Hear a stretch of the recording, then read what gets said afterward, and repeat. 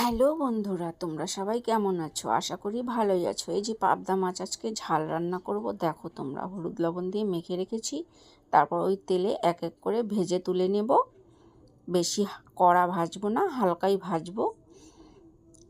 তো আমার মাছগুলো ভাজা হয়ে গেছে, এগুলো এবার তুলে নেব।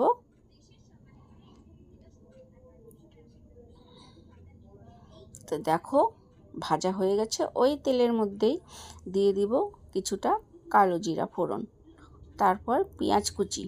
তো এগুলো লাল লাল করে ভাজা হয়ে গেলে তারপরে মশলা দেব। মশলাটার মধ্যে রয়েছে একটু সর্ষ, লঙ্কা আর একটা টমেটোর হলুদ আর লঙ্কার গুঁড়ো একসাথে মিশিয়ে রেখেছি। তো ওটা ঢেলে দেব। এই যে লাল লাল ভাজা হয়ে গেছে, দিলাম ঢেলে মশলা।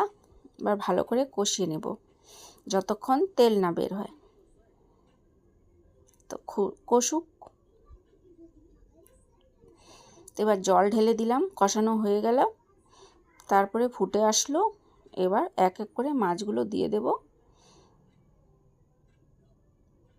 দিয়ে দিলাম মাছগুলো, তারপর একটু নাড়বো,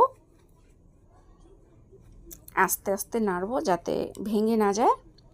তো নাড়া হয়ে গেছে, তো একটু ফুটলেই আমি নামিয়ে নেব আমার পাবদা মাছের ঝাল। তো দেখো কি সুন্দর কালার হয়েছে। এবার নামিয়ে নেব। এই যে আমার পাবদা মাছের ঝাল। তোমরা কে কে ভালোবাসো অবশ্যই কমেন্ট করে জানাবে। ভালো থাকবে সবাই, আবার দেখা হবে নেক্সটে। টাটা। তোমরা সবাই ভালো থাকবে, ঠিক আছে? টাটা।